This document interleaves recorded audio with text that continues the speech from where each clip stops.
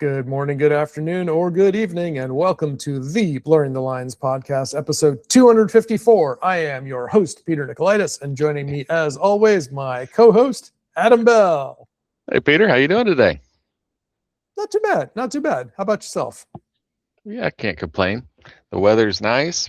I mean, it's hot, but I'd much rather have hot weather than cold weather for sure. So, weather's nice. I'm still not in the ground, so it's a good day. One way to look at it. It is hot here, but we're talking like in the 90s, which for Boston is hot this time, especially, well, I would say especially this time of year. Not really, but you know, it is hot. It would be more concerning if it was December, but don't worry, we'll get there. Now, you grew up in Vermont, right? Yes. Did you guys have air conditioning in your house in Vermont? Never. No. Never. But in Boston, it's hotter there. Always. Yeah. Boston is in a different temperate zone down here, and it has always traditionally been, you know, on average, my perspective has been that it's been around 10 degrees warmer down here most of the time. Now, there are exceptions, right? But in general, if it's like, 20 degrees above zero in Vermont, it'll be, just about around freezing here, for instance. Okay. So, yeah. Well, there's a special that I watched, and I don't remember which channel it was on, but it's been years ago now. It's been a study, but air conditioning really changed the cities in the world. Yeah. Have you seen that? I have not, but one of my favorite new YouTube channels that my oldest friend turned me on to a couple months ago is The Fat Electrician. Okay. I don't know if you're familiar with him. You might like him. So apparently, I guess he was in the Army for a while. I think I don't know this for a fact, but I think he's into duck hunting. Based on the merch that he sells. He loves guns, but he does these deep dive reviews, usually somewhere between 20 minutes to sometimes well over an hour. And he goes on these like series of like a theme for a while. So for a while he was doing grocery stores. And then he also did restaurants, and he's also done military heroes. He's also done companies like Pepsi, Burger King, and Taco Bell and stuff like that. And it's really interesting, and it's funny. And so, where was I going with that? But yes, he did one on air conditioning. And his thesis is that air conditioning is the most important invention, like, of the modern world. Oh yeah. So yeah, because that special that it talks about the cities that grew once air conditioning became possible. The South was never as populated as the North prior to air conditioning. There were exceptional cities, like Atlanta was a big city, but it didn't become a big city until the air conditioning came. And then the little cities that were like much smaller became major cities throughout the South. Yep. And it's not just cities, but he lines up how a number of the other greatest inventions of the 20th century or whatnot could not have happened without air conditioning. So, like fabrication plants and things like that, you just couldn't have. Movies, apparently movies were like, that was the thing that started air conditioning. It's like, people would just go to the movies to have a place to stay cool, for instance. So yeah, that was pretty good. I'll put a link to that in the show notes. So, yeah, definitely worth watching though. Yeah, he's funny. Yeah. Well, I don't remember where we were going with that, but that was a nice little rabbit trail. Well, it's because we got there. I don't know where we were going with it, but we got here because it was hot. Yeah. So I do have an update. Scratch Itch software is finally live. Oh, it's live. ScratchItchSoftware.com is live. Now, not all of the projects are live there yet, but there are programs, mostly my free ones, which you can now download from ScratchItchSoftware.com. Nice. It's time. Yes. So there you go. Across KM, the KVM keyboard and mouse manager, that's still coming. Command tab is still coming, and F and mute is still coming. These are the ones that I'm charging for, and I haven't yet figured out exactly the distribution channel. So got the apps working. I've got their auto updaters working. I need to figure out how to distribute it via the software platform that I'm going to be selling it on. Cool. Moon Phase, that's a free little utility for Windows. There's a Linux version. I have not yet had a chance to test it yet, just because I just barely got my Linux virtual machine stood back up again. But it's Windows and Mac, and it shows the phase of the moon. And I can just at a glance now look at it and see that, okay, we're getting close to a new moon just by hovering over the menu bar icon in my tray. So that's kind of cool. iCloud Watch for Mac only. It will give you a little status bar indicating, showing you what your iCloud account is doing, like uploading and downloading files. Things like Dropbox have this, OneDrive has it, Google Drive has it. iCloud doesn't have it. Now it does. Ta-da! Yep. Host bar, free little utility for Mac and Windows, just displays the host name of your computer in the menu bar or in the system tray. That's mostly useful, like if you're doing remote control, or if you are using like across KM to remotely control multiple computers and you forget which one you're on.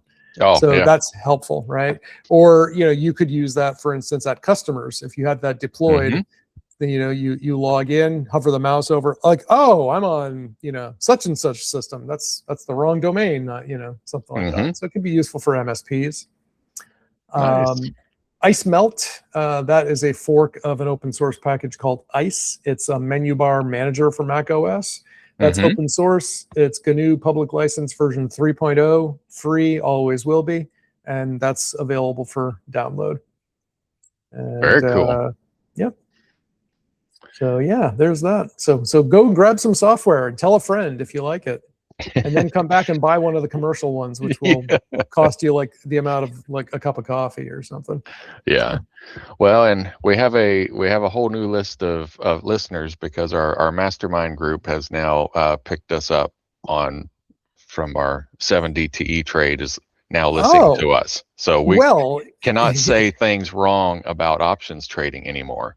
Well, in that case, listeners on 7DTE, if you are trading on the S&P 500, the SPX index, and you are on a Mac, and coming soon to Windows, and you are using interactive brokers, you might benefit from another free software program that I'm giving away called SPX Tracker. And Adam, as I've told you, the only thing it does is it adds a little widget in your menu bar, and it just shows you your open positions. It shows you open trades and your portfolio. So any orders that are waiting to be fulfilled and what you're currently holding.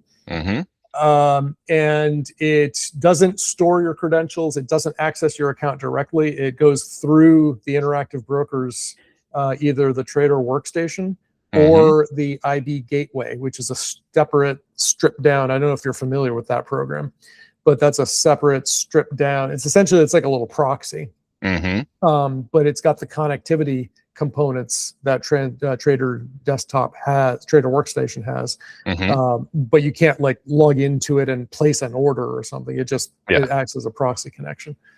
And so I've been using that because, I mean, trader workstation, even on my M4 Pro MacBook Pro, it's a beast, and it'll start chewing up a lot of disk space, a lot of CPU, a lot of RAM.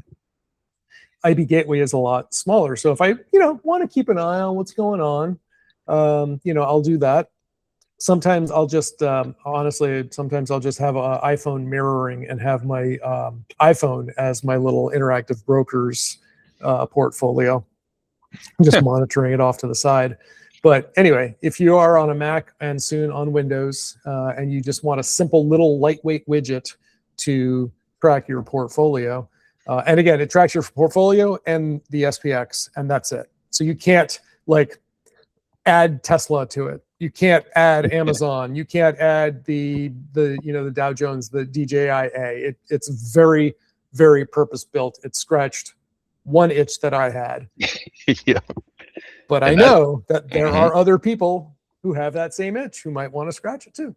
yeah, no, that's cool. Yeah, I'm gonna. Well, I've been working primarily from home, and I have my Trader workstation open on my Windows computer. Hmm. So I don't have. I'm not. I am in front of my Mac right now, but I switch back and forth. Does Can I run? Because I know I can only run one instance of Interactive Broker at a time. I can't run Yeah, it on my Mac and have Interactive Broker on my it'll Windows it'll and log you out. log you out, and that's okay. Unless, unless there's a way there. I mean, yeah, if you've got a dedicated workstation for your trader workstation, you don't need this, you Hmm. know. But there is, I suppose there could be a way that I could tell it to periodically pull, but it's still, it will want you to re-authenticate on the second connection. And I haven't looked into how Interactive Brokers does that. So, Yeah. yeah. No, I'm gonna install it because I want to see. Yeah. And I haven't finished the Windows port yet, but it'll soon have a little Windows widget as well. So in the bottom of your system tray, in the bottom right corner, as opposed to the menu bar on the top right of a Mac. Hmm. Cool. Yeah, I've still got to get my new Mac down at the farm. I just haven't done it yet. Well, and ironically, the my old one is now pulling its load now that I've kept it up to date. And well, what was happening was, well, I scripted to automatically start every day at 6 a.m. And I think that Okay. that was the problem. What would happen is my Mac would lose power down there. Power's always fluctuating, and then it'd be off.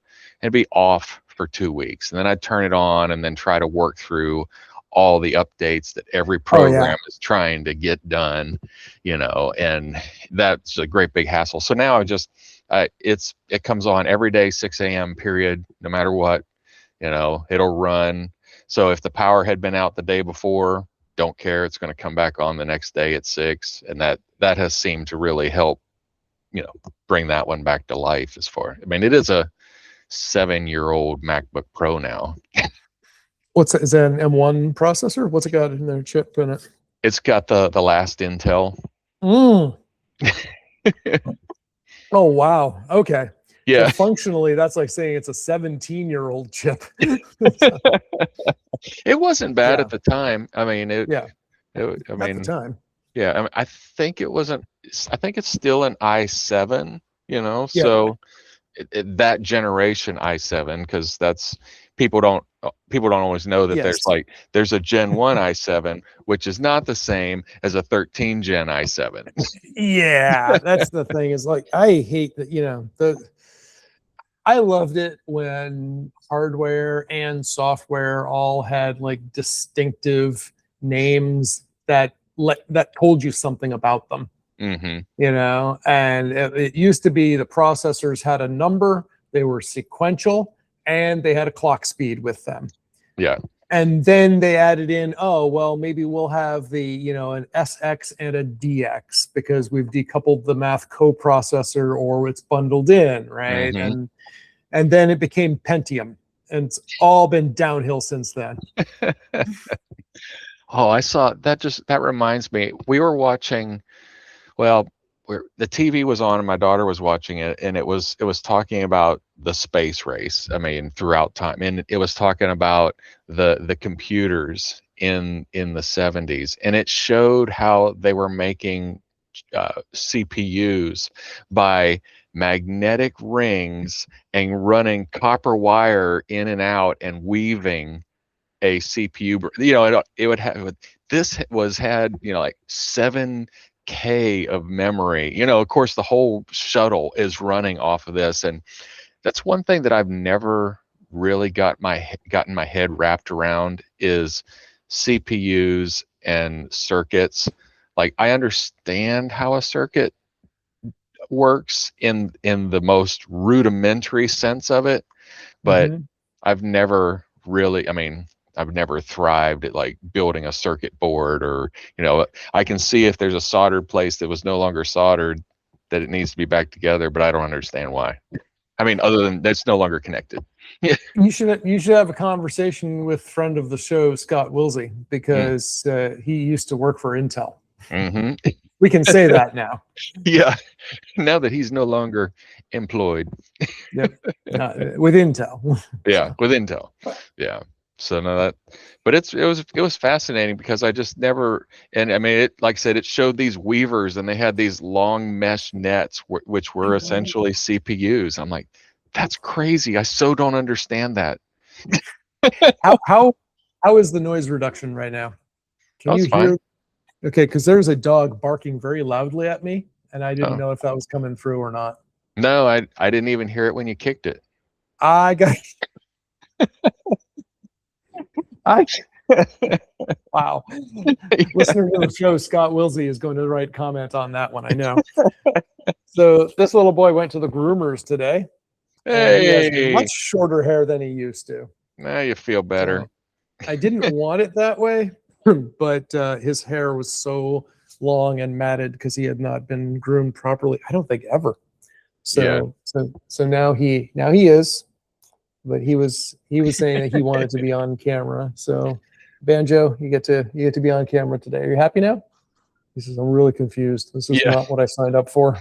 I just wanted to play ball or eat some food or have my belly rubbed, and now I got to present. Yeah. Oh man, he's like, where's the screen sharing icon here? Peter is now a avatar of a doggy. Hello. How are you? Hi. There's no such thing as a free dog, is there? Oh goodness, you should have seen the bill from the groomer today. So, yeah, he needed it though. He really needed it because 3 days ago, hi, how you doing? We were out for a walk and it was very hot out. And we were walking by the river and he wanted to just, get a little drink, wet his paws down, wet his belly. Oh hell, just jump right in. And I was like, okay, great. So we came back and he took a shower after that and he smelled a lot better, but he still had long, shaggy, matted fur. And so yeah, I went to the local it's a chain called Splash and Dash. And I had tried to set an appointment for him, but it's a long story. I had to reschedule a couple of times.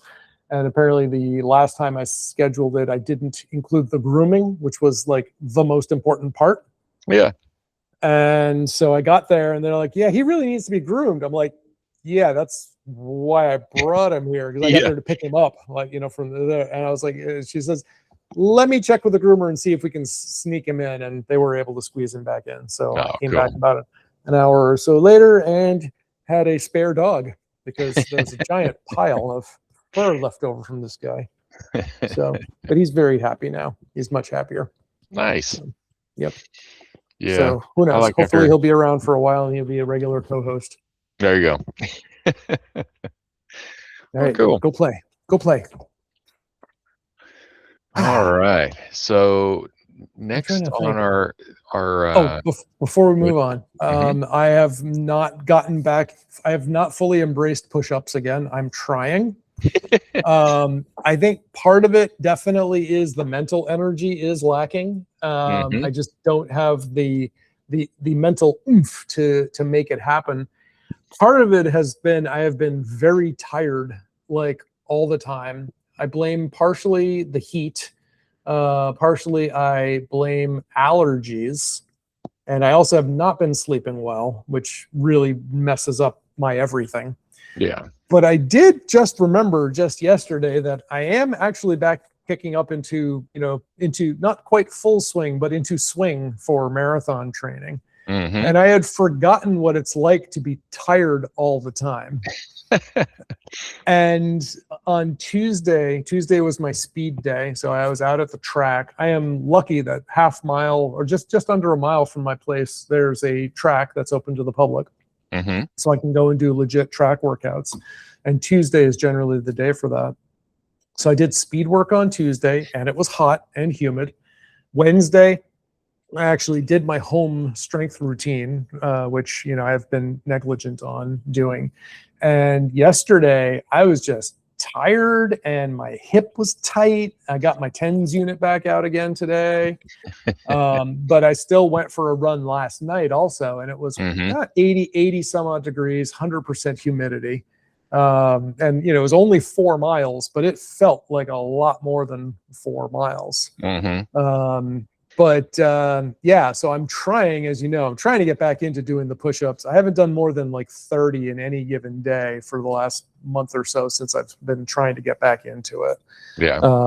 But I'm trying to, both hold myself accountable and also be a little compassionate and understand that I do have other things going on. So it's not like I'm just sitting on the couch. Yeah. I've also been going out more often. A lot more functions are happening here in the North End. Every week for like a month, they have a different feast or a festival, for all weekend. So that's kicking into high gear. Tomorrow's the Charles River Jazz show is on, right on the Charles. There's an event at the Museum of Fine Arts tonight. I saw Shakespeare on the Common about a week ago. Oh yeah, those are fun. So there's a lot of stuff going on that I'm doing. It's just I haven't been able to just sit down and focus and prioritize on push-ups. So yeah, but you have. Yeah, well, I like to do when I'm at the farm. I'm limited with what exercises I can do. I pretty much have to do my whatever body weight that I've got, because I don't have any weightlifting gear down there. I don't have a pull-ups bar. So what I do is I start off, I do a walk with the dog. I either walk or run with the dog, and it's a 1/4 mile lap down and back. So what I do is I'll start off, I'll do 20 push-ups, 1/4 mile, 20 push-ups, 1/4 mile and my goal is 100. But I hurt my knee. So I had three weeks back in, and then I hurt my knee. And so that was as far as I could get, was just 3 laps. But so I got 80 push-ups in my exercise time. But getting old kind of stinks from injury standpoint, but what do you do? Yeah. Well, that's the other part too, is that I was thinking like, oh man, is this normal now? Am I just going to be tired? Am I old? Is that always happening? And, I was talking with my trainer, and he said, yeah, if you haven't slept well for a few nights, that alone could make you feel like you're 10 years older. And I was like, yeah, okay. But I haven't been the last couple of nights, I did CBD, melatonin, GABA, and magnesium. And I'm still like wide awake staring at the ceiling at 1 a.m. What? Yeah. What do you want, little boy? The little guy is trying to tell me something. Yeah. What? Timmy fell in the well. Yeah, exactly. He wants something. He doesn't have to go out and pee. He already had food. It's too early for dinner. It's not dinner time yet. No, it's not ready. Stop. He's gonna throw up on you. But so I'm not sleeping well either, because my knee hurts. And so like right now I'm standing on it, and standing doesn't feel awesome, but it's like a pain of like 1. Yep. So it's just, I can feel it, but I'm not in pain. I'm not in discomfort. It's not my focus. It's just that it's there. But when I go to bed, it ratchets up to like a 3. Lying down amplifies pain. And I don't know what that, and so like last night I couldn't sleep. I went to bed at 9:30 and I got up at 12:30 because I couldn't sleep in it, because I was dreaming of the pain. I was dreaming of, situations that were just, abstract. That blows. Yeah. and I know you need better dreams. Yeah. I know that there's no medication that I can take that's going to make it go away, because like I'm not going to do an opioid or anything because those they don't make pain like that for me go away. You just have the bad effects of it. And I'm the same way. They don't do anything for me. All opioids do is just make me stupid. Yeah. Yeah. So, they just, yeah. So I I took some ibuprofen and Tylenol to, try to do something, but I finally came down to the couch and kind of propped my leg up and, rolled over and over all night till it was time to get up. But it's like, ugh, it's got to get better. Yep. No, I was the same way with my hip the other night. Like, it was keeping me awake for sure.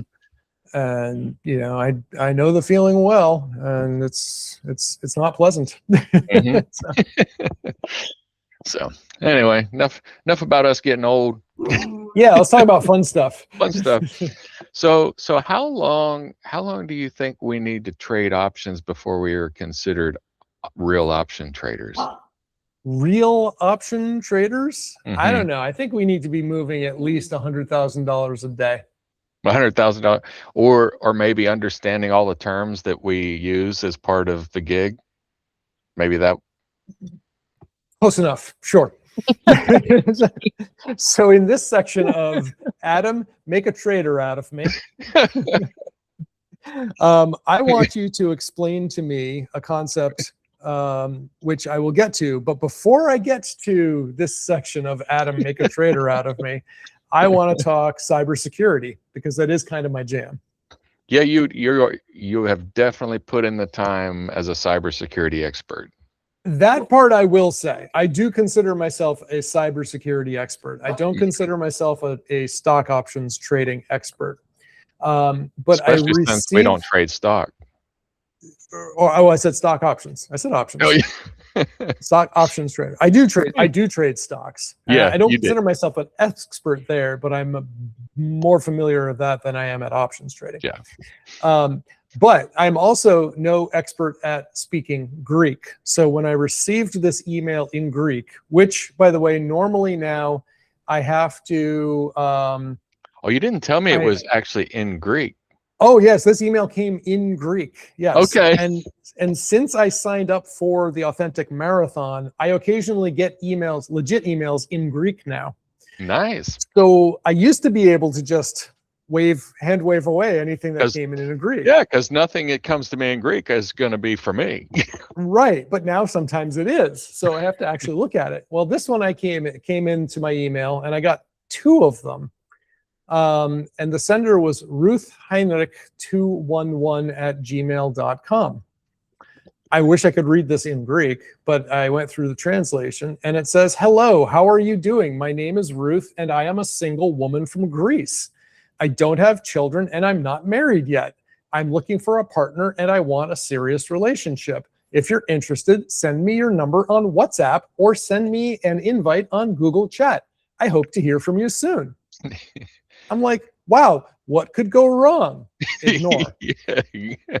Ignore. Then I got a second email. "Hello, I'm Ruth, a single woman from Greece. I don't have children and I've never been married. I'm looking for a serious and loving relationship. I would like to truly get to know someone. Sincerely, Esther."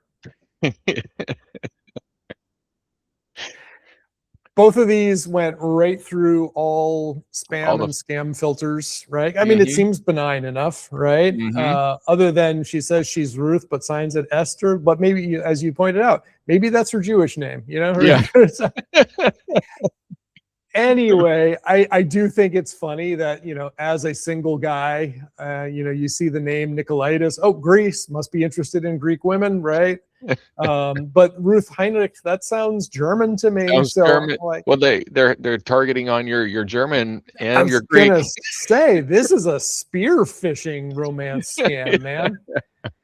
Needless to say, I did not answer this. So, I am looking for an IT expert entrepreneur who's Greek and German descent.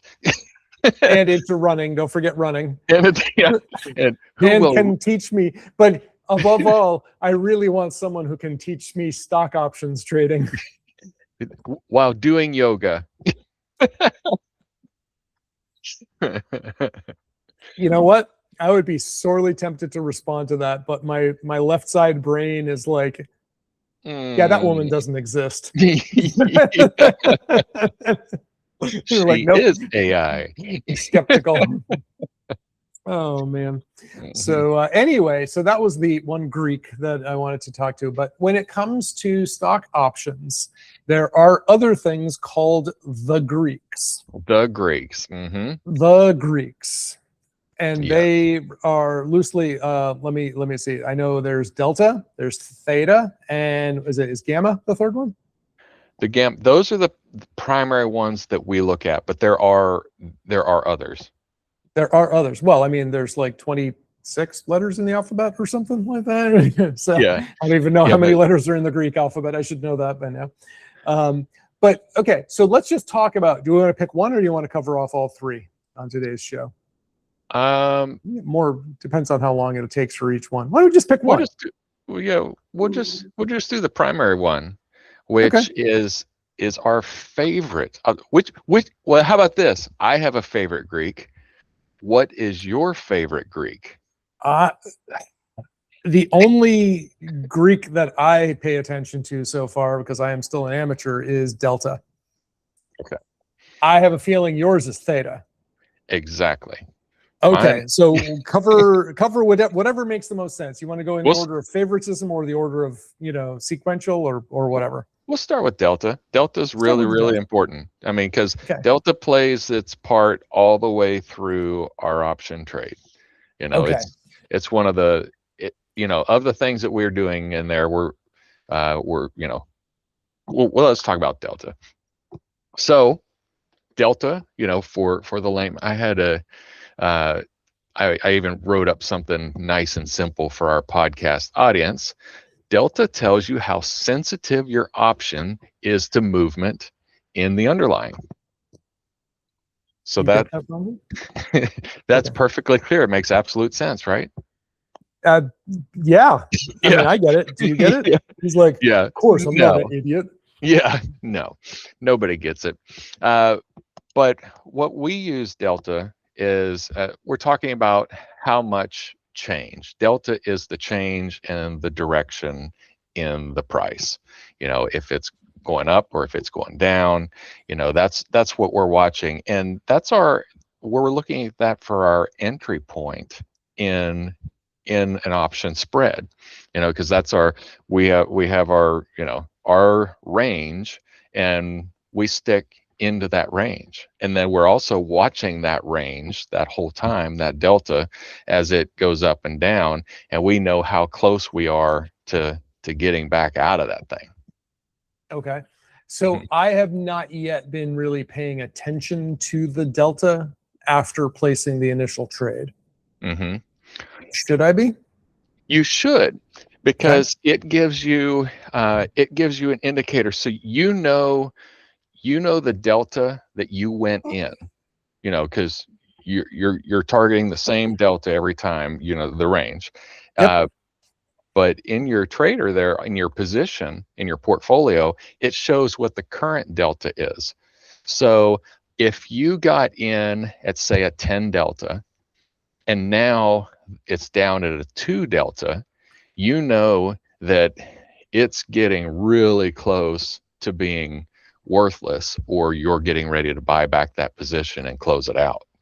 So, but if it's going up, so let's say you bought in at a 10 delta and it's now showing 60, you're getting close to in the money, and Okay. you need to start paying attention to that thing. But if you're 6 days out and it's moved all the way up to 60, you're like, oh, well, this is bad, but I don't have to worry about this for at least a few more days. Yeah. Okay. So so I haven't been doing that. I should. So I would go through and like whatever was the strike price, which we haven't defined yet on the show, but whatever strike I put my trade in, I would go out to that on that same expiration date and just monitor the delta right there. Well, and it Interactive Brokers does that for you. It's right there in your portfolio. It shows it. How handy is that? Yeah. So I'm on mine, and I showed you how to do it. So my position goes, and it shows the mark value, the last value, the theta, and then the delta is the second to the last column. So and then gamma's on the other side of that. So that gives you can take a look at your delta. But honestly, I don't pay as much attention to that. That's not what I'm primarily looking at the mark and the price more so than delta. But if I'm wanting to know, well, if I see my price, delta should also correlate, because they kind of as your price is going down, then your delta is also going down. So if you see your delta through the roof, then you're like, oh, the price has gone way up. Way up on this. Through the roof. Through the roof. Which is not a great thing for us. Depending on where we are in the trade cycle. Right? Yeah. So I mean, that's all we'll cover on the delta today. And then just to give you, so let's say I said a 10 delta. Like, what does a 10 delta mean? So that is the probability of finishing in the money. So we have a 10% probability of finishing in the money. So when I say a 10 delta, we're like, okay, we're 90% away from in the money, which is bad for us because we have sold a position that is not in the money and we want it to end before it ever gets to the money. But if our delta is at 90, we are only 10% away from being in the money at that point. So that's a really bad day for us anyway. I was going to say, we should go back and do these sequentially, because I assure you that we have listeners who don't know what in the money means. Yeah. I like to be in the money.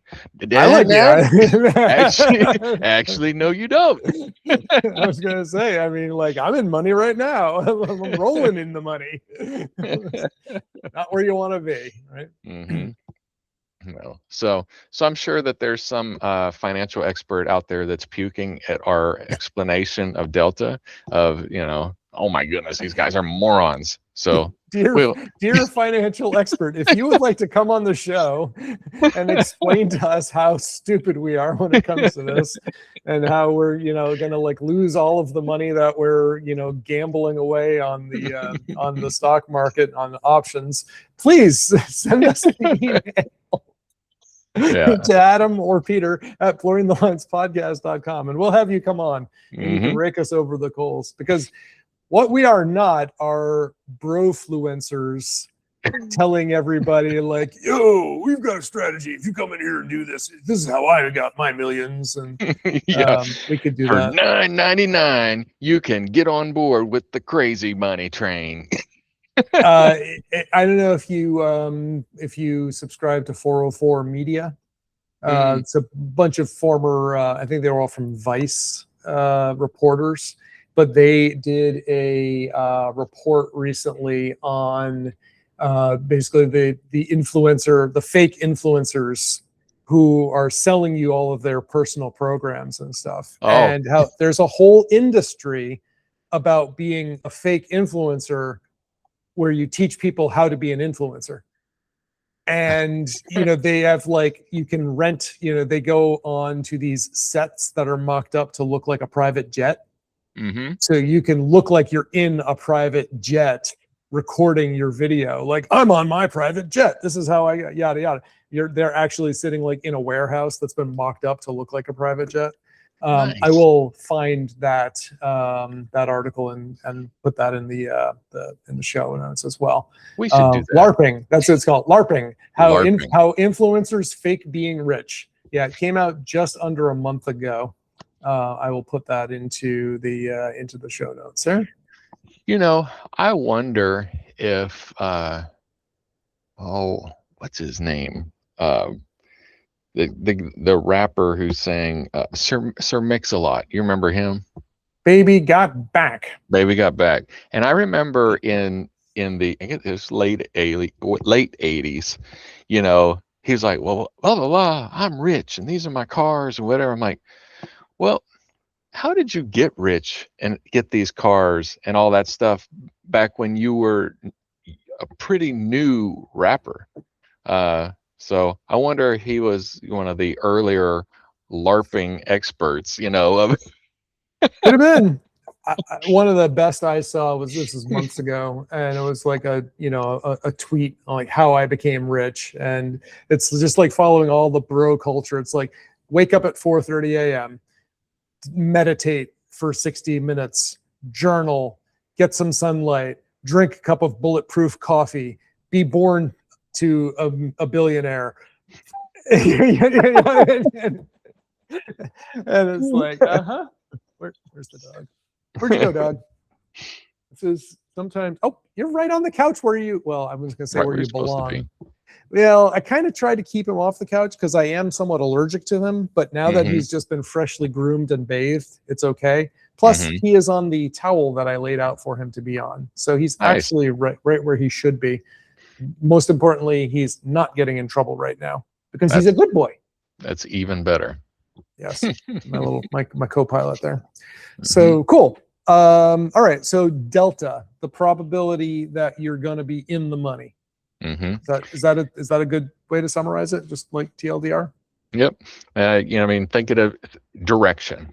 That's so the kind of there are 3 points. We're not going to hit all 3 of them today, but like I said, we can just mention what they are called here. Where'd I go? Well, I think we should cover them in separate episodes. Yep, we'll cover them in the next episode. We'll cover theta and gamma, and then of course the VIX index. And I actually didn't know this. That we talked about it a long time ago. There's the fear and greed index. Yes. Which is a real index. Yes. But VIX that we use is often referred to as the fear index as well. But VIX is not the fear and greed index. So we'll talk about that. We'll add that to the list. Yeah. Excellent. Cool. Well, all right. If you want more, and just to be abundantly clear, this is not financial advice. This is not, I don't know what it is. It's not, it's bro advice. Yeah. I mean, this is advice that should not be taken by anyone. Let's just put it that way. So if you want more financial insights, opinions. That's it. If you want more of our opinions, tune back in future episodes. So the dog, my headphones just cut out. No, I hear you. Yeah, but my headphones cut out though because my phone rang and it went to voicemail, and apparently that was the trigger to switching my headphones off of my Mac because Apple. Thank you.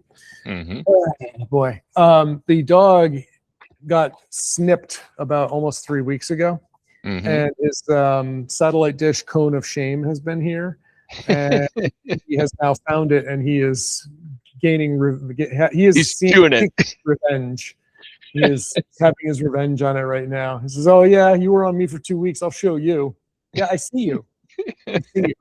You want to go out for a walk? I understand. We're almost done. Do you want to come close out the show? We're almost there. We're so close. He's just looking at me like, "What? What I do?" I'm innocent. Oh boy. All right.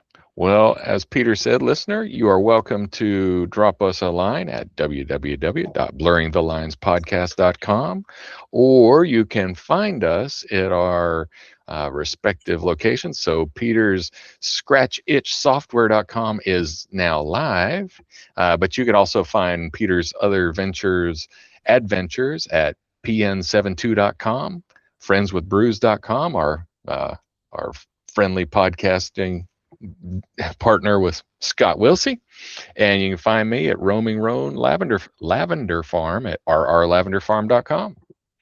With that, we hit the big red button. Hey, Banjo, come over here. Push the big red button. Come here. Come here. Nope, he doesn't want to do it. He's not going to do it. He's like, no.